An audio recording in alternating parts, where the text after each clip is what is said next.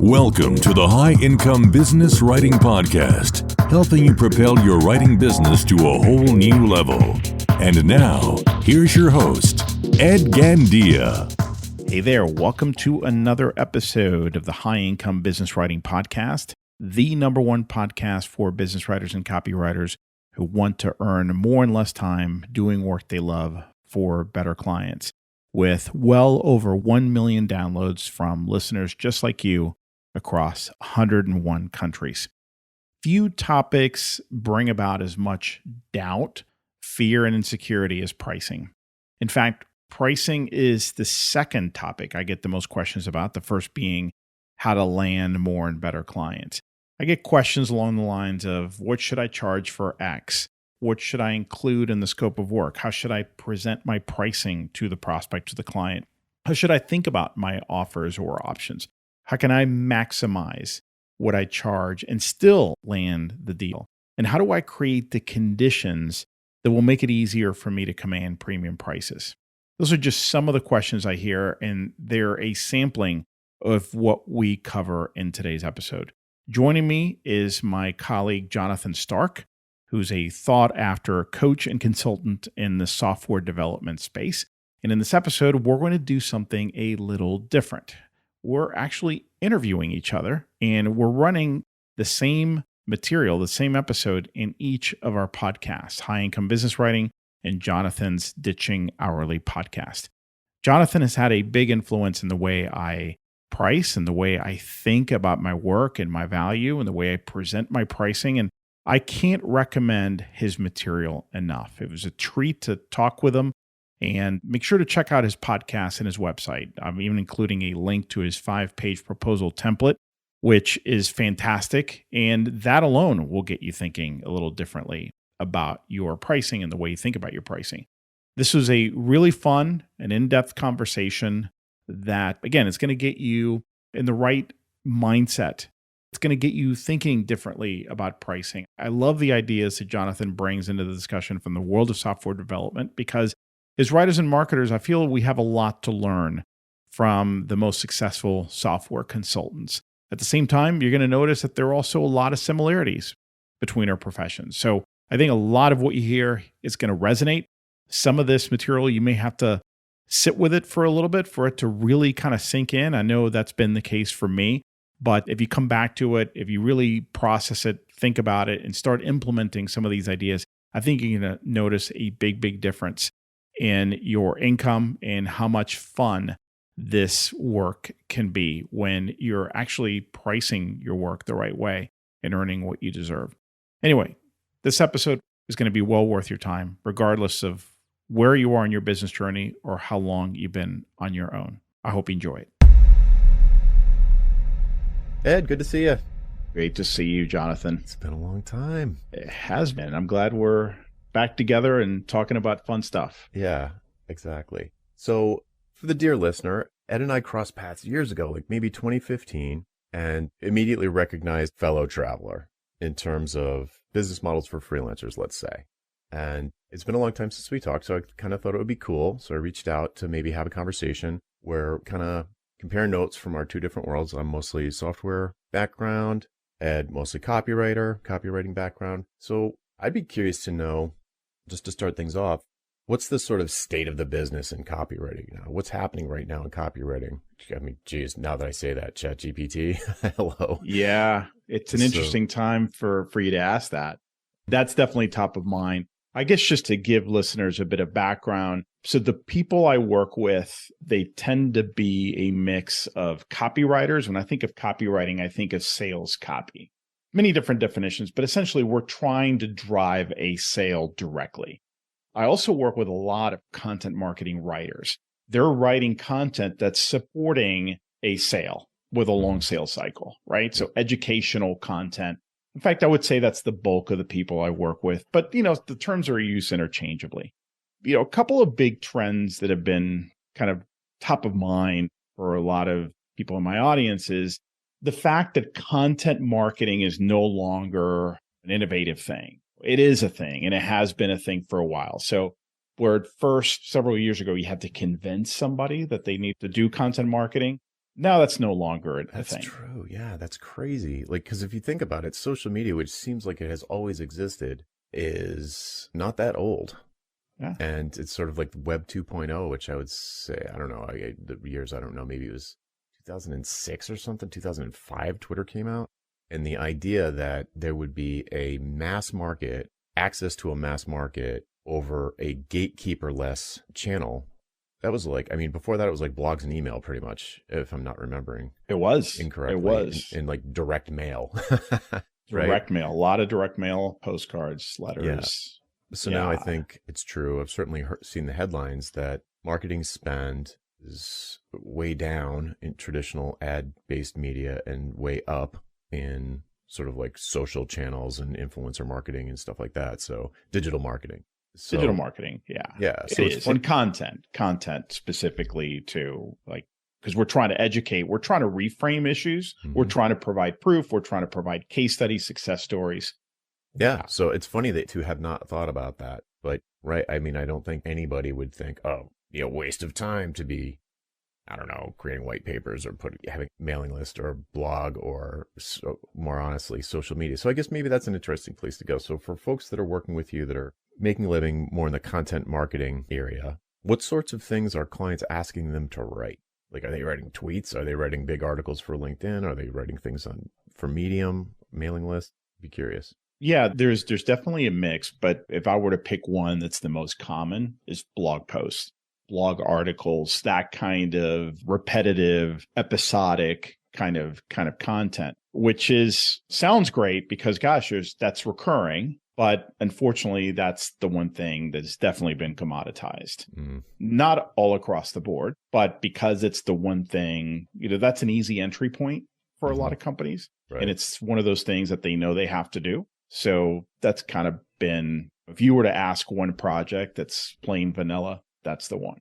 Okay. So if somebody was like just going to get started and, maybe they have a job doing copywriting and they decide they want to go out on their own, like doing someone's blogging for like a ghost blogging or whatever you would call it, pretty common. I'm assuming the point of that is to increase the client's SEO, like their search engine ranking, so that more people are coming to their site. And then when they get there, they stay there, or at least they get educated, or they start to bond with or connect with the client business. Yes. All of the above. It's a great place to start. It's a terrible place to stay. With exceptions, right? Okay. There are exceptions, and just like with anything else. So the real top of the pyramid there is going to be, very nuanced organizations that have a different story to tell, and they need to work with a writer who gets it. Someone who gets it, someone who can hit the ground running, someone who can bring ideas to the table, not just take orders. In fact, that's one of the common themes when I work with people is you have to shift from order taking, which is 90+% of writers out there, to trusted advisor.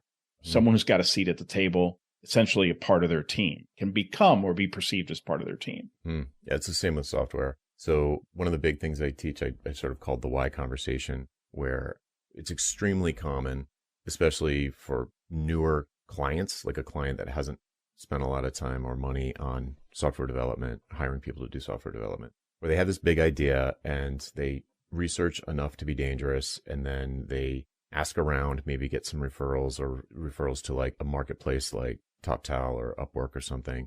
And they show up and they say, hey, I need somebody to build me some software. What's your hourly rate? Like can we jump on a phone call if the hourly rate sounds acceptable, which is madness because it's missing one of the number of hours, the most important piece. It's certainly left out of that conversation, but somehow they make a buying decision based on like, oh, this hourly rate seems reasonable. And they make this huge assumption about how long it's going to take. But when they jump on the phone, and I was guilty of this as anyone back in the days when I was doing software projects, where in that phone call, I knew that the outcome of the phone call was going to be me writing up an estimate for how many hours I thought it was going to take to build the thing that they told me they wanted built. And I spent the entire time in that what should have been a sales meeting, really trying to uncover as much scope as humanly possible. Like, yeah, I know it's going to have a login, but is it going to have, is this software product going to be multi-tenant, or is this software product, does it have like an unusually high need for privacy, or is there any regulations involved with this or whatever? Like, and I was always looking for, like, can there ever be two companies on an invoice, or is it always to one company? I was trying to figure out the object model, sort of like for the database. And then I had a calculation where I could, if the database model was going to look like this, I uncovered all the business objects. Then I could roughly say, well, I'm going to need at least 2 screens for every single one of these. There's going to be a list view and a detail view, and each one of those is going to take me about this long, and come back and be like, oh, it'll be $75,000 for this. And I spent the entire time in the sales interview uncovering scope to come back with an estimate that was probably without exception ultimately too low. Mm-hmm. Because the thing I didn't talk about, because I was so focused on scope, was I didn't find out what they were hoping to achieve after it was done. So I never asked the question, once I deliver this, once this is done, what are you going to do next? What are you going to hope happens? Because nobody wants a bunch of code. Nobody wants a bunch of white papers. They want it to do something for their business, or they wouldn't even be considering writing a check for it. So changing the conversation in the sales interview, instead of like them saying, okay, it needs to have a blue button here, and it needs to have a login system here, and it needs to send an email when they do this. It's like, okay, that's great. We can do all that stuff. We do stuff like that all the time. I want to understand why you wanted to do that. What is the purpose of this? What does a home run look like? I mean, is it to raise a round of funding, or is it to get a bunch of beta customers like in a system to test a pilot, or to actually get paying monthly active users? Because I would build the thing, like what they're telling me to do, I would implement in 3 different ways for each of those different scenarios. Mm-hmm. And like you said, if you want to position yourself as a trusted partner instead of a pair of hands, an order taker, then that's the point. Like, you need to do it early, like as early as possible, in my opinion. Oh, yeah. And get them to start seeing you as someone who understands the part of the business, and that you're here to make their business better, not to do what you were told. And if they're not an expert, what you do, which is easier probably for me than for copywriters, but like, people know they don't know how to write software. So they're hiring an expert in the first place because they know they don't know how to do it. So for them to tell me how to do it is like driving the cab from the back seat. It doesn't, that's the wrong person driving. Like, let me drive, and I'll get you where you want to go. If you're just clear about where you want to go, I can get you there for sure. It might not look like what you asked me to do, though. And I see you nodding your head, so it sounds familiar. Like, what do people ask for when they ask for one of your folks to do something for them? And how would they pivot that conversation to appear more like a trusted partner and not an order taker? Yes, it's a great question. So one key difference between your world and my world is that, as you just mentioned, in your world, most people don't know how to write code, right? So you're dealing with people who know kind of the outcome they want, or you can tease it out of them. They don't know how to do the thing. The challenge with content marketing and copywriting is many of them think they know how to do it. That's just typing, right? Subconsciously, that's how they're thinking about it. Now, They may know they can't do it well, but they know, like, writing is writing. It's not the same thing as writing code. So you have that challenge. The second thing I would say, this is so important, and few people do it. In the world of writing, you have to basically draw a dividing line between a problem-aware prospect and a problem-aware and solution-aware prospect. Those are 2 totally different animals. Interesting. Okay. Yeah. So sounds like you're dealing a lot with problem-aware prospects. They don't know what the solution is. They know, if you tease it out of them, what outcome they want, but they're just focused on the problem and a goal, but they don't know the how, the solution. Most of the people that my clients are working with, my coaching clients, they're mostly hearing from problem-aware and solution-aware prospects. So the prospect typically thinks they know what they need to do to solve the problem. The challenge is you need to learn how to ask better questions and how to listen more attentively and think more critically so you can steer the conversation the right way. So going to your second part of your question is, how do you pivot? First, you need to determine which camp are they on. It's a problem aware only, problem and solution aware, because they're 2 totally different paths. And if it's a problem aware only, then you need to ask a different set of questions, starting with outcome. What are you trying to achieve here? What makes that so important? How are you thinking about it? What do you think you need to do? I want to understand where they are today, because depending on their answers, then I can steer them the right way. And present my solution with a value context, one who is both problem aware and thinks they're also solution aware. Now I need to validate what they're thinking and how they're thinking about doing it. And it's just slightly different questions. But I can just better guide and lead the conversation that way rather than taking a back seat and letting them lead. Yeah. And then I can understand, okay, So now I see why you're thinking about it this way. Is that an appropriate intervention? Is it an appropriate intervention? Great. In my mind, I'm thinking, how are you thinking about going about it? How are you thinking about it? Because many times they have the right intervention, but the wrong approach, the wrong plan, the wrong strategy. That's another potential entry point to add value and to change the conversation. So there's a few different pivot points there that you need to be aware of to guide them in the right path. What's software developers who probably have never hired a copywriter or a content marketer or anything like that? What's the initial contact feel like? Not with a client who would end up probably being not a great fit, but with a client who's probably could end to be a good fit. So a qualified lead kind of reaches out to maybe someone you're coaching. What does that outreach look like? Are they sort of self-diagnosing and self-prescribing like, oh, I know we need to do something about what? We need a lead magnet, or we need more blogging. We need a combination of things. We need a sales funnel. We need better SEO. Like, what's the thing that a good potential, like someone you would get on the phone with, be like, yeah, this might be a good fit. What's their initial ask look like? Again, varies, but if we're talking about the middle of the bell curve, it's going to be, we need X. And they might even tell you because we're trying to achieve Y. And where X is a deliverable. X is a deliverable. So they've identified an intervention. So here we have a problem and solution aware client or prospect. And so it's usually going to be white paper. We need a series of articles. We need someone to help us write our blog. We need to do a website refresh, content, copy refresh. And so they've identified something. What they may not have done is ask themselves all the relevant questions as to A, is this the right intervention? B, is this the right approach? So I'll give you a quick example. We need a white paper. So a lot of people I work with write long form content. I talked about blogging a little bit earlier. There are opportunities there, but you typically want to get out of that commoditized segment of the market. Long form is a harder skill to master. So a white paper, 5-10 pages typically, it's different flavors of it, but we need a white paper because we're trying to reframe the conversation that our market is having. We solve the problem very differently and think people are thinking about it this way. We need to show them that there's a different way of thinking about it. That's a pretty savvy prospect right there. But the mistake most writers make is they take that at face value and they don't dig a little bit deeper. And you don't have to be asked threatening questions. You just need to, okay, well, tell me more about that. It's really the art of asking great questions.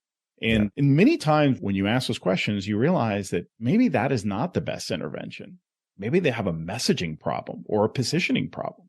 And if you have that problem, the best white paper in the world is not going to help achieve the objectives you had. So it does pay to dig a little bit deeper. Not only does it present yourself as a knowledgeable pro, but you want to make sure if you're going to work on this, that you have the right objective, that this is the right intervention, that they're going to be happy, that they're going to get the outcome they want, all these things. So you can end up with a short-term win, but a long-term loss if you just take their lead and don't ask questions. Yeah, exactly. So they say, oh, we needed 10 pages about this. And you're like, great, off to the races, you go and do it.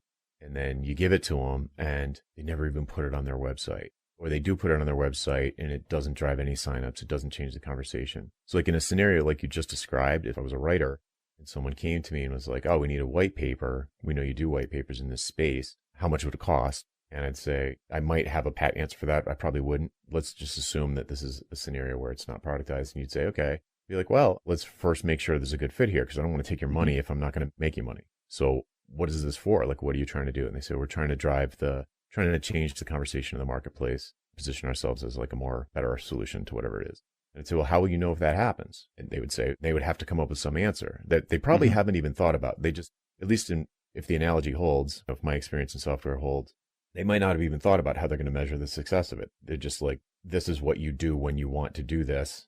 And I would say, well, how will you know that it worked? And in my space, there's usually a good client will always have an answer to this question. They won't usually lead with it. They usually take me some time to tease it out of them. But I want to know where the basket is of throwing a basketball. So I want to know because there's a lot of ways I could imagine trying to convince them retroactively that it was a good white paper. But if it didn't do what they wanted, then it really wasn't a good white paper. It wasn't a good engagement. And if I don't know what they want before I even start writing it, then how am I supposed to, it would just be luck if I achieved it. In that scenario, if they said something like, I don't know, some amount of chatter on social media, and I'd say, okay, how do you know the conversation isn't the way that you want it? we follow these subreddits and they're always talking about solving this thing the wrong way. We're a better solution, but they're not thinking of us as a solution. Well, how would you know that's changed? Well, these subreddits would look different. They'd be talking about us. They'd be talking about the problem in a different way. It's like, okay, that is something. And if I knew that, all of a sudden I know I've got a bunch of like Redditors as my target audience.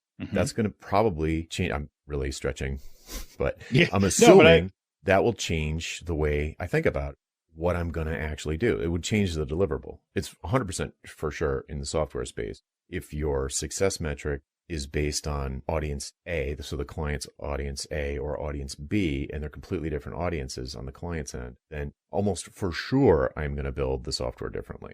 If they're just looking to impress investors versus they want a robust product that can scale to millions, I'm going to build it. It's going to be much more expensive to build the scale one than the demos well one, even though they might look exactly the same on the surface. So I'm imagining like it would help as a copywriter asking the question, what is the conversation you want people to be having? Where do you want them to have this conversation? Like everywhere? You can't say everywhere. Like where?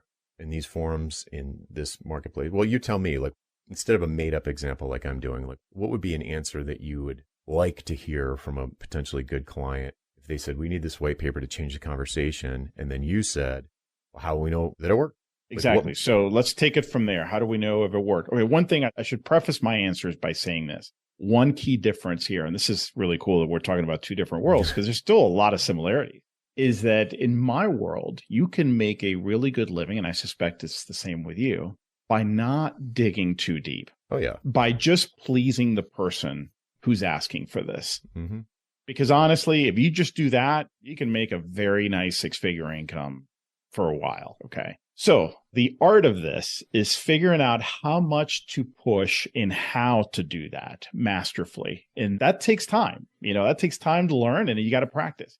So I would ask, how would we know?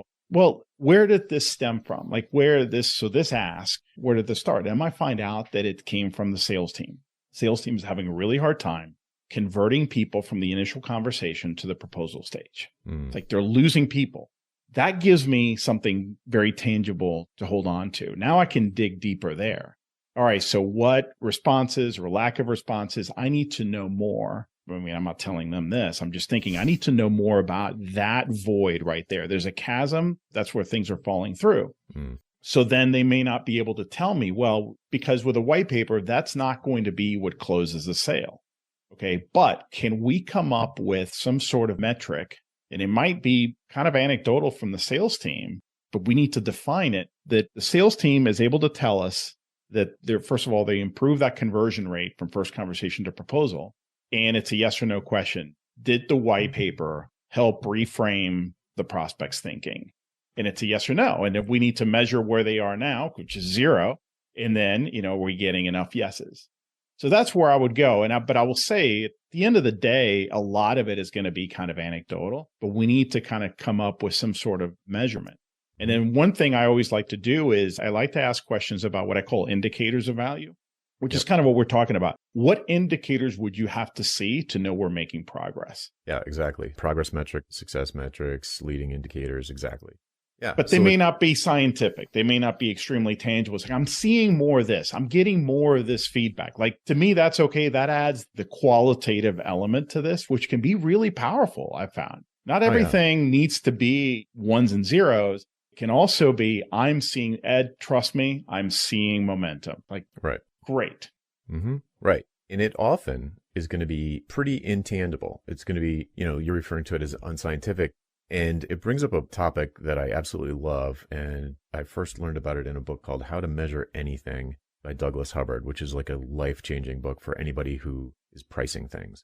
And it's not about pricing, it's about measuring things. And he raises a fabulous point, to my sort of engineering mind. A measurement is always exact. It's like, and if it's not exact, it's useless. And his whole thing, it's kind of funny. It's a parallel discussion to what we're having, but in a different realm. He said, if someone asks me to measure something, the first thing I'd say back to them is like, why are you measuring it? Because like, if I ask you how tall you are, you'll have an answer for me, but you're not exactly that tall. But the answer is useful for some reason. Like maybe I'm a tailor and I need to tell you, or I work at a store, I need to tell you if I have a suit that's going to fit you. And you say like, oh, well, I'm 8 feet tall. Okay, I don't have any suits that are going to fit you. But if you say you're like 6 feet tall, okay, so that's a good enough metric. It's a good enough measurement. So the measurement always just needs to be good enough for the decision that you're planning to make. So if the decision that you're planning to make is whether or not you're happy with this white paper, it's perfectly fine to measure something that's squishy and gray and fuzzy because it's the thing you're going to measure. So let me put it another way. So like for people listening, whether it's copywriters or software developers, after someone hires you for engagement, there's a certain amount of money and time that is invested from both sides. And then at some point, everybody feels like it's over. They're going to know, like viscerally know, if they were glad they did it or if they weren't. Mm-hmm. And they might not know, unless you ask them, how they made that judgment call. But if you ask way up front, kind of like if they can project into the future, how are you going to decide if this was money and time well spent? A lot of times they can give you an answer, at least some kind of indicator, like, oh, well, and it's so obvious to them that they would never have thought to mention it. It's like, oh, well, if we just like, if the sales team starts closing, or if our sales cycle starts to decrease, or our sales, I mean, certainly, of course, if sales go up, that's always going to be a good one. But a lot of times the white paper thing, the example I like to use some copywriters on my daily list.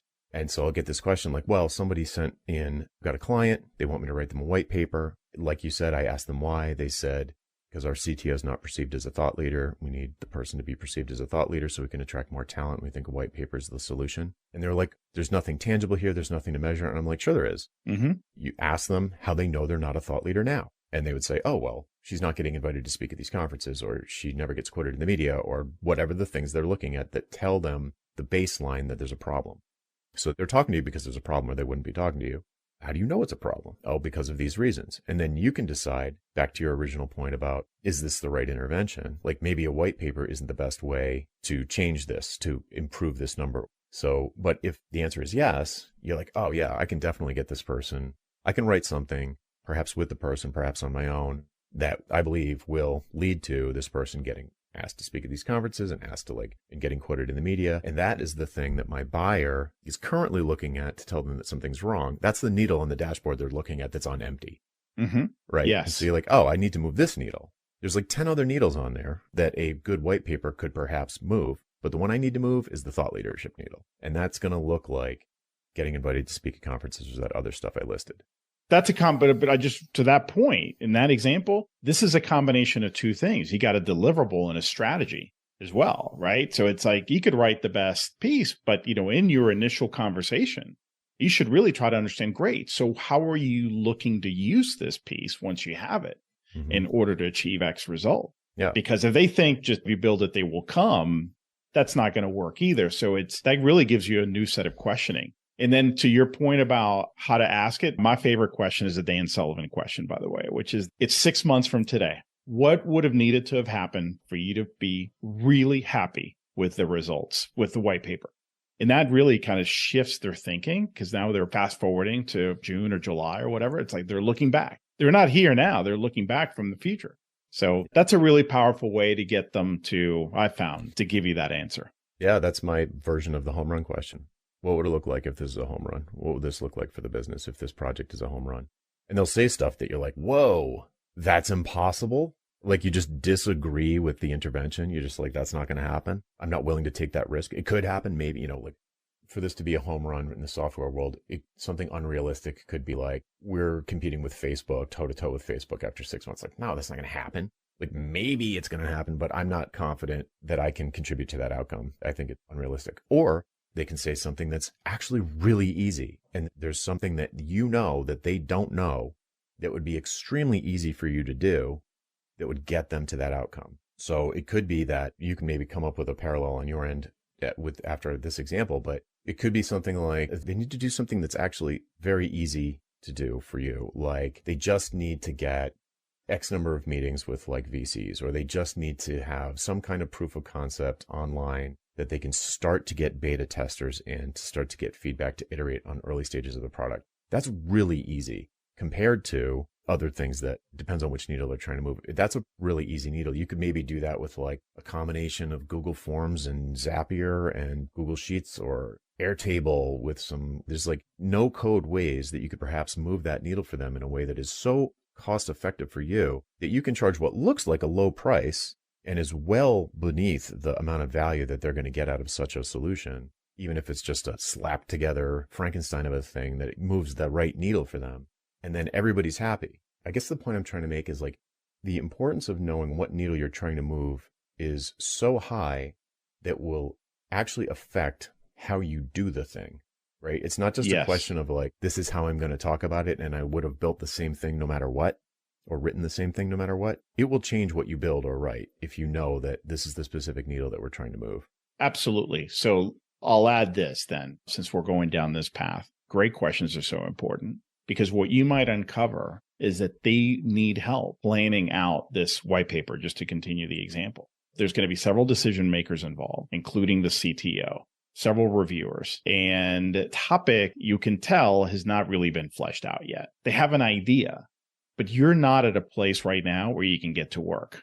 So to me, there's an opportunity here to carve out a separate engagement and to do a paid strategy session or road mapping engagement for planning out this white paper. We call them white paper plans. And you charge a separate fee for that. And the outcome is basically we're now crystal clear on exactly what we need to write, what it's going to be about, how we're going to go about it, what it needs to accomplish, who's going to be involved, how this whole thing's going to play out. And you should charge for that. That shouldn't be part of the deal. Secondly, you could, within that engagement or as a separate engagement, figure out the second piece, which is great. We're going to end up with this amazing piece, but that in and of itself is not going to get you all that exposure that you're talking about. So how are we going to leverage this tool to make sure that happens? That could be its own engagement right there. So I'm a proponent, at least in my world, for splintering that off and not kind of wrapping it into just one big bundle, if you will. Yeah, I mean, that's a great example of one way to split up 3 options on a custom proposal, which is what I advocate for custom projects. So it could just be the strategic piece, and then they just have some off-the-shelf copywriter execute against the strategy that they come up with, the messaging, the positioning, or whatever. You need maybe some sort of base-level research, and then have someone, you don't need to pay someone expensive like me, so that's the thinking. They can pick a price that suits their budget and just have you do the really important strategic upfront piece. And then option 2 could be, like you said, actually writing it yourself. And option 3 could be like staying engaged. And this is probably like maybe outside of the skill set of some copywriters, but like do something next downstream, host white paper that is still within your skill set, but helps it gain traction after you've delivered it. Like, I don't know, maybe writing, not scripts, but like webinar. Like here's a series of webinars. Yeah, a lot of that is I was going to suggest webinars. That is a repurposing this content, packing it up differently, splintering off different pieces, very much within the skill set of many of my people. I think once you get into kind of public relations and getting some of this published out there, getting the CTO interviewed in different that's a more specialized skill set. But depending on what you have, I don't want anyone listening to go, well, I definitely don't have that. So everything they just said doesn't apply to me. No, the whole idea is we're just giving you kind of a full spectrum here, and you decide where you add value, where you fit, and come up with your options. So you're suggesting, in the case of 3 options in a proposal, they build on each other, right? So one could be the plan only. One is the plan and the white paper, and an engagement where we get the word out and we make sure that this thing gets published, you get interviewed, and you get the traction you want.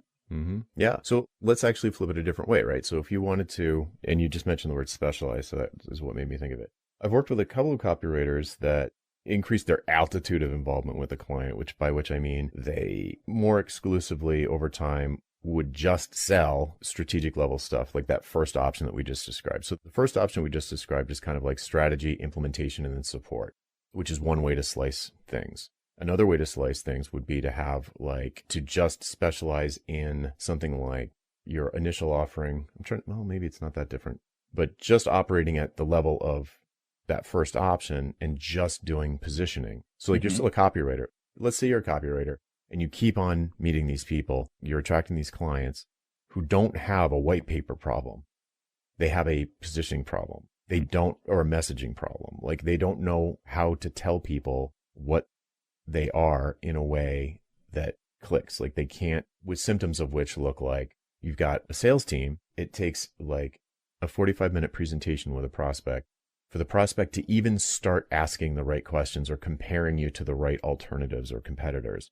Like they just don't get it. That's not a white paper problem, probably. No. Right. That's The like messaging problem is not elegantly explained. Like Yeah. it should be much simpler. And that's a very common problem. Right. So yeah, I see it everywhere, right? But I know people who do this. They start offering that sort of strategic only option in some form, whether it's on a customer proposal or on their website or whatever, and as a productized service. And then they're like, well, you know what? I don't really want to write the right paper. I don't like that anymore. I know a lot of people I can hand that work off to that are good, and with the right direction, they can do it, but the customer themselves can't give them that direction.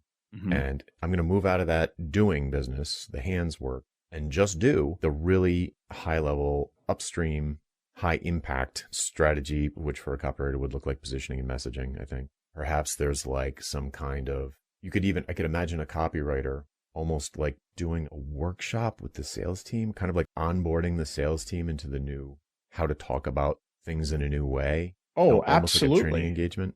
Absolutely. It could also lead to other implementation or execution engagements. Like, what about taking this big piece and turning it into one pagers for the sales team to be able to use? Yeah. Not just for certain prospects, but also for themselves, Mhm. you know? A condensed version, maybe a map of different assets that are already there and how to make them situational, depending on the situation, which ones to use, which is going to work better. So they understand what they're, I mean, it might seem like, well, they should know that. Well, you'd be surprised. You know, marketing and sales don't really talk to each other. A lot of salespeople don't know what they have access to. Right. It's true. It's shocking. I mean, I'm used to it, so I know it's true, but it's almost like the sort of trope I see is that like the sales team kind of like resents marketing. They think it's like, it's not doing anything. And they could be right. I mean, it could be bad, but it's like, we're the ones that are out there closing the deals, and they send me this stuff. I just throw it straight in the trash. It's no good. It's not, they don't understand the customer. It's almost like a really seasoned copywriter could pivot into a business where they're much more of a consultant, like just working internally with the customer on clarifying the vision and the mission and the positioning and the goals and all of that stuff, and just becoming like more like a management consultant. Because it boils down to, I think a really good writer has to do all those things.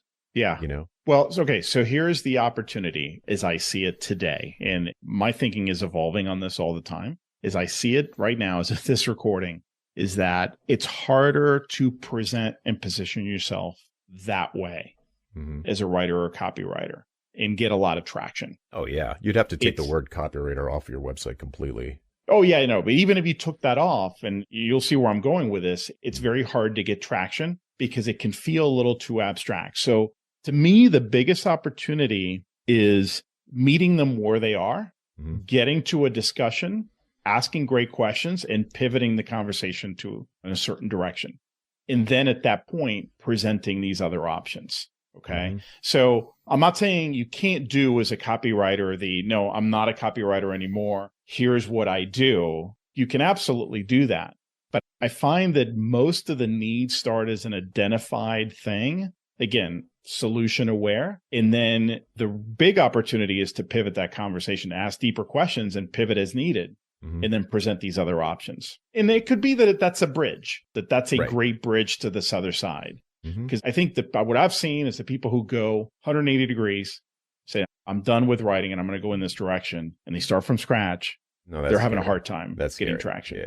Yeah. No, you got to bridge that gap. So there's a transition phase there, I think, for sure. So yeah, totally agree on that. It made me think of the concept of niching into like attracting the right kind of buyers so that you're getting the kinds of people who are open to these sorts of conversations in the first place as part of that transition. Yeah. So how much do you talk with copywriters about picking a niche, picking a target market, or honing in on who they can help best? Who is their ideal buyer? Oh my gosh. We spend, that's 90% of the time, that's where I start. When we start working together, that's where we start the discussions, because 90% of the time it's either not specific enough or it's very confusing. There's a problem with it. The hardest thing, I don't know if you see this with developers, but writers, this is more on the kind of creative side of things, right? Writers focus a lot on their craft and they don't want to leave opportunities on the table. So the thinking is, yeah, but if I narrow on down to this, that means I'm not going to have all these other opportunities. And I think I learned this from you, this wording, which is that only limits what you pursue, not necessarily what you accept. You need focus in terms of what you pursue. Now, if something comes to you that's not what you advertise, and as you're listening to it, you realize this would be a great opportunity. I can absolutely help them. That's a different story. But you have leverage there. They came to you. They know you don't focus on their industry or their sector, but they're convinced because they came referred or whatever, that you're the one who can help them. What writers have a hard time understanding, and listen, I get it. I felt the same way for years, is that if you narrow it down, you're not narrowing down your options. You're making it easier for people to say yes. Yeah. And I would rather have a smoother sales process with fewer people, but end up with higher quality than to cast a wider net and just go through that mess. Yeah, I'm so glad you said wider net, because I know that that is the metaphor that's in people's minds. But I want to talk through that metaphor for people who are in that that fear, leaving opportunity on the table. When you say why would I just fish with this single hook when I could cast a wide net? And I'm like, no, that's not the metaphor's wrong. By being a generalist and appealing to everyone, that's not the net, it's the water. So Nike has a big net. Apple has a big net. You have a single fishing hook, whether you're in the ocean or standing next to a barrel full of trout. I actually looked it up. It's estimated that there are 3.5 trillion, I can't even remember now, trillion fish in the ocean.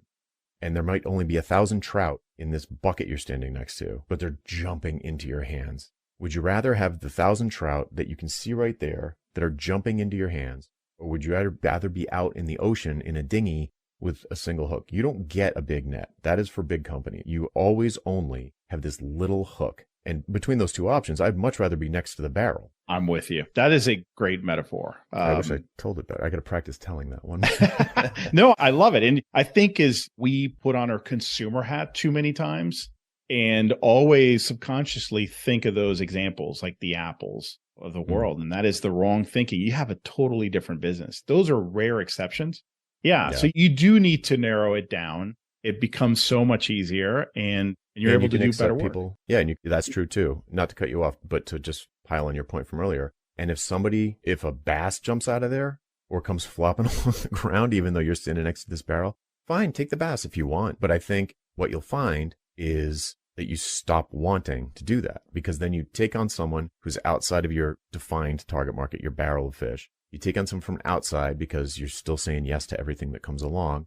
And you find, just like you said, you can't do as good of a job for them. You start actually being able to do a better job for the people that you focus down on. And you can't even do as good of a job with someone else. Like if someone comes to me that's a copywriter, I might work with them. I'll talk to them and say oh, maybe I'll do this, or a marketer or a designer or an architect. I've done that. It's good. I've provided enough value that they're happy that they did it. But when a software developer comes along, I can read their mind. I can tell them what's going to happen 6 months in advance. It's not like this, well, yeah, let's work together, but not my normal, right?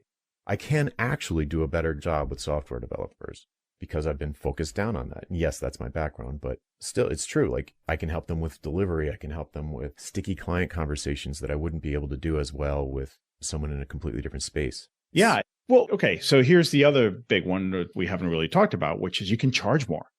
You can charge more. I mean, which we've been talking about pricing, right? It's if you narrow it down, you can charge more because you become, so to speak, the obvious choice. So I want everyone, that should be the question. How can I become the obvious choice here? Mm-hmm. And I think one question or one line of thinking that a lot of us don't ask or don't ponder enough is, we always think of value. It's okay, the value. When we think of value, we think of adding.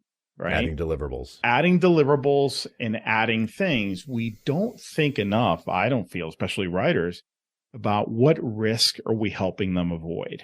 Mm-hmm. If they go with us, they're not going to risk 1, 2, 3, 4, these things. And that is value in and of itself. They take a chance on somebody else who's just going to kind of follow along and just order take and do whatever they want. Is that really going to give them and if you plant enough seeds of doubt, by asking the right questions, then you suddenly become an obvious choice from a risk perspective alone. Yeah, that's 100% true. Big topic. I don't know I know that we've got a limited amount of time today, so maybe we need to actually, my next call, I thought it was at the top of the hour, but it's not until 15 after. So we're good if you. Yeah, let's drill into this a little bit. So when you become the go-to person in the space, that's exactly the effect it'll have, which is that you're going to start to attract clients who feel like the stakes are higher. if you're like the obvious choice, or April Dunford, you're obviously awesome. Like you're the one. And you're the one that makes them feel the safest. People who feel very unsafe, in other words, they feel like they're exposed to very high risk. So high likelihood that a bad thing is going to happen. And if the bad thing does happen, it's going to be very high impact, right? The likelihood and impact of a risk is very high. So if you are perceived as the safest, smartest option for this tiny barrel of fish that you're standing next to, then they are going to attract people who are feeling the most fear.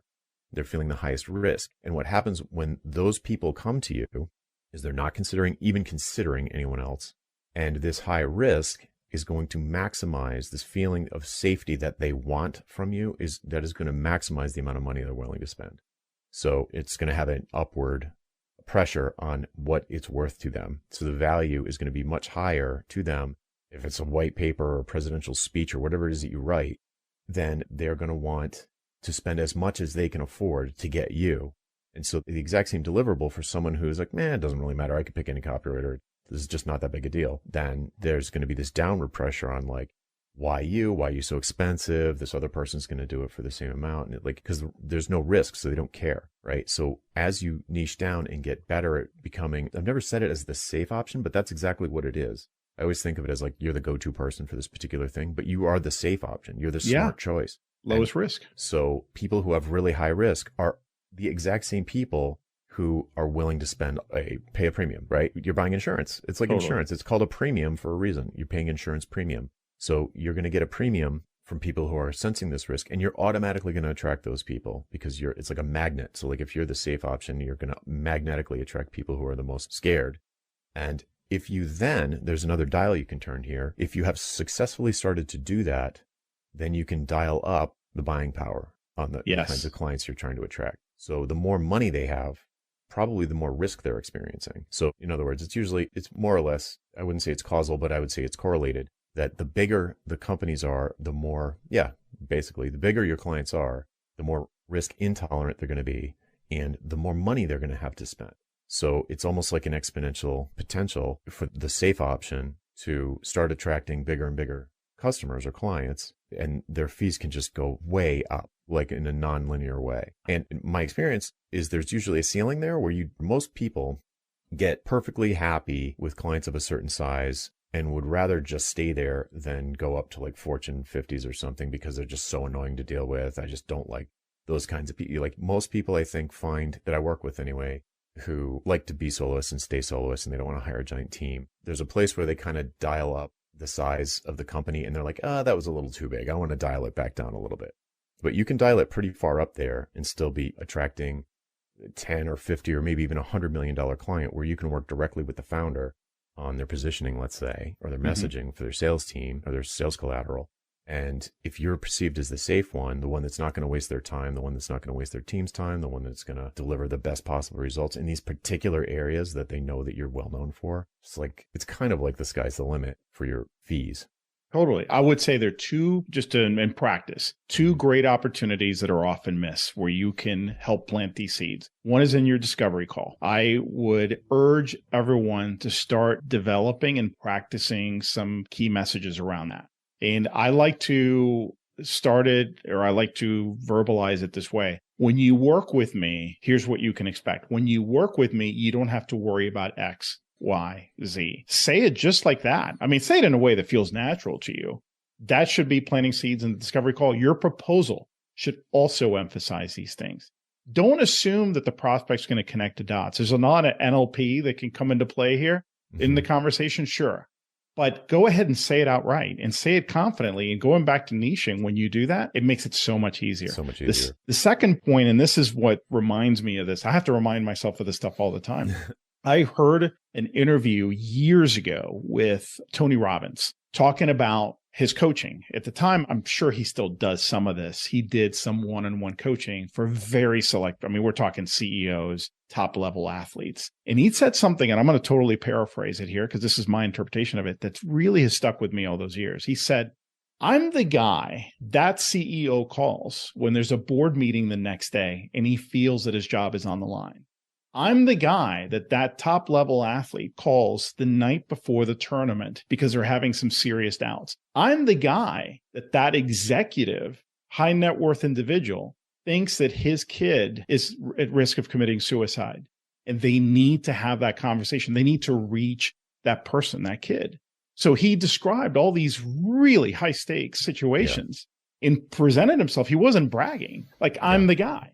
What is that worth? So how can you, I think that's a useful exercise is I'm the guy who ... or I'm the gal who these people call when fill in the blank. And we all have that. You don't have to be Tony Robbins, but you need to be able to answer those questions for yourself or fill in those blanks. Yeah, that reminds me of an interview I did years ago with a guy named Joel Pilger.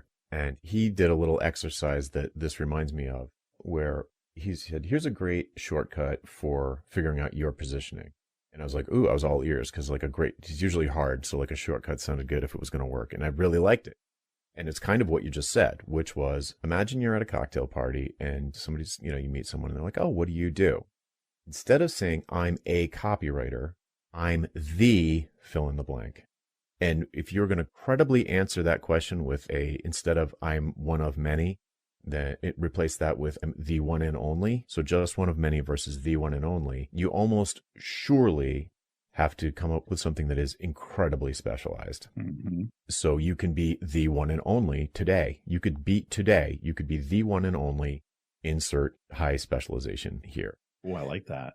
It's a nice pattern interrupt because it takes all that mental trash out and kind of goes right to the heart of it. Right. And so like live on that interview, he was like, so what, he did it to me. He's like, so what do you do? And I would normally say I'm a business coach. And he's like, okay, now what are you the one and only? And I just blurted out, I'm the ditching hourly guy.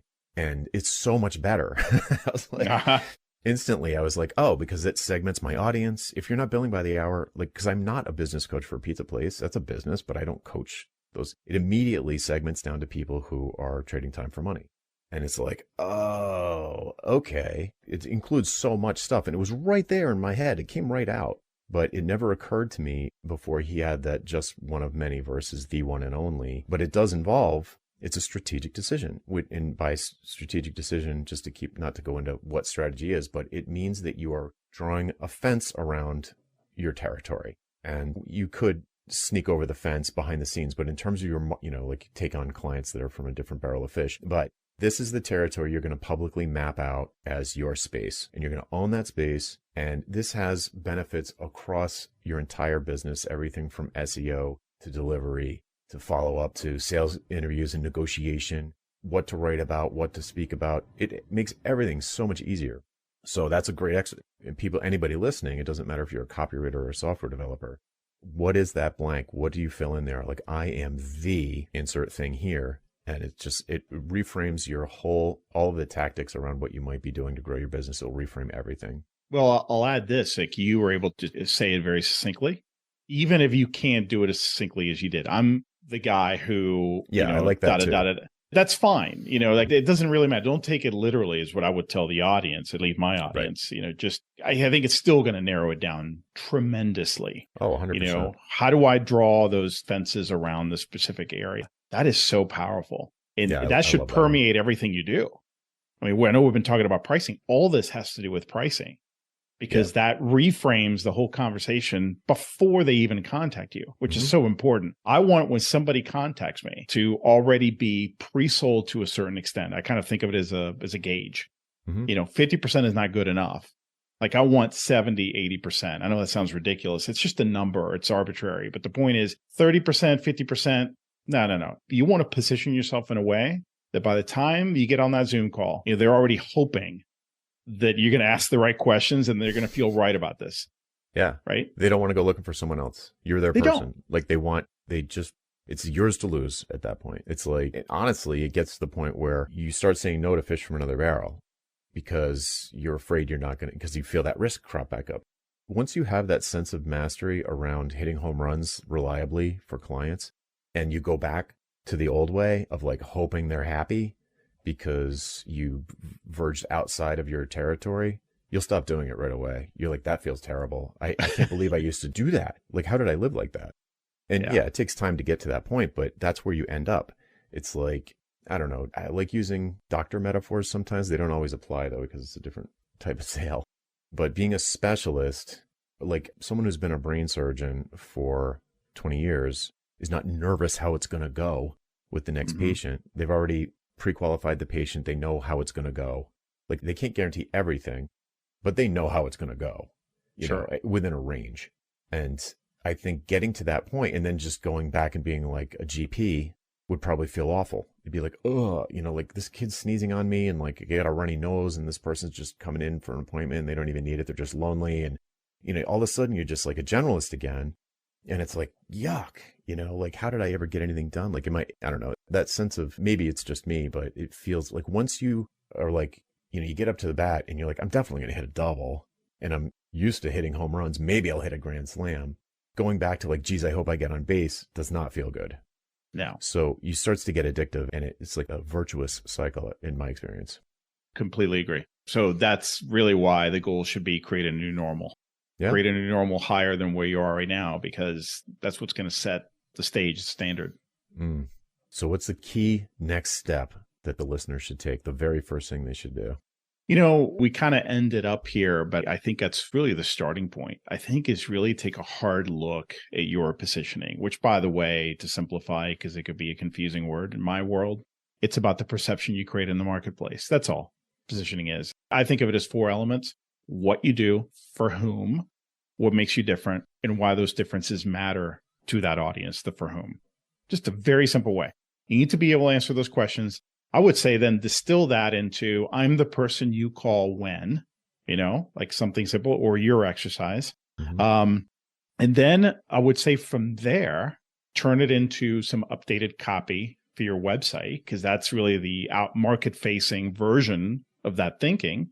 And number 3 would be to ask better questions.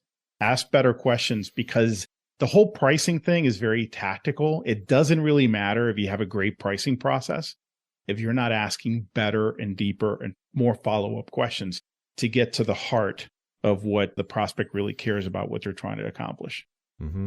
Yes. What about you? What would you say? I agree with all that stuff, so much so that I'm just going to tack a little tail on the end of it about pricing where you just left it, which is that whatever, if without being well positioned as the go-to person for something, the safe choice, let's say, the one and only, without that, value pricing, which a lot of people look at as a silver bullet for increasing their fees, it's not going to do anything meaningful for your fees. If you give them a proposal that's twice as much as the next person and they see no meaningful difference between you and them, you're not going to magically make twice as much as you did yesterday. So value pricing is magical for people who are already the safe choice, the one and only. It's amazing for those folks. For folks who aren't, who are still commodity interchangeable cogs, you know, in the minds of their buyers, I know everybody's an individual special snowflake, and you're all different. I know that. But if your buyers don't perceive any meaningful difference between you and the next person, they're going to pick the cheapest one or the second cheapest one. And that's not the place you want to operate. And value pricing is not going to magically get you out of there. What will magically get you out of there is making some really hard decisions about who you're going to at least publicly say no to and who you're going to at least publicly say yes to, and making that shockingly small. In almost every case, it seems shockingly small. But if there's 1,000 people in that market that you are targeting, you couldn't take 1,000 clients in 1 year. You probably couldn't take 100. Mm-hmm. So like, could you get 1/10 of 1%? Or I probably said that wrong, but could you get like less than 1% of this 1,000 people in this market? Probably, Mm-hmm. right? Like it's not unrealistic. And then that is 10 good clients for the year, 10 or 20, let's say. That's pretty cool. It's like, it seems like, oh, well, there's 3.5 trillion fish in the ocean. There's only 1,000 in this barrel. It's like, yeah, but you can only eat 2. So People lose perspective so quickly. Yeah, I get it, because we think in volume, in terms of volume. You don't need that many. And that's the question. How can I get 5? I only get $1 from every person on the internet. And it's like, don't think like that, because you can't get that $1. Yes. Amen. Anyway, Amen. yeah. So, Jonathan, where can I send people to read your stuff, connect with you? I would just send them to jonathanstark.com, and right there on the homepage is kind of like first time here are the popular links. So it's, jonathanstark.com. And I'll put in a plug for my mailing list, which is daily and yet continues to grow. People stay subscribed, and I deliver a little bit of vitamin J into your system every day if you allow me into your inbox. I love it. And not only do I want to connect and link people to your website, which is excellent, you got a great content, but also if it's okay with you, I'd like to link to your proposal template. Oh yeah, please do. Which is awesome. It's free. And I learned so much. I learned so much from what you share there for free. So Awesome. Thank you. Cool. I appreciate you. Oh, I appreciate it. It's a fun conversation. Where's the best place for folks to find out more about you? B2Blauncher.com. So the letter B, the number 2, letter B, launcher.com. And that's all things pricing and et cetera for writers, copywriters, and marketing strategists. Perfect. Love it. Always good. We should do this more often. We totally should. So thank you for the opportunity, Jonathan. It was great to have another chat. Likewise. Well, that's it for today. I hope you enjoyed the episode. And just a quick reminder to grab your free copy of my latest book, Earn More in Less Time, the proven mindset, strategies, and actions to prosper as a freelance writer. You can get your free copy at b2blauncher.com, or you will also find the detailed show notes to this and all my other episodes. Enjoy and have a great day.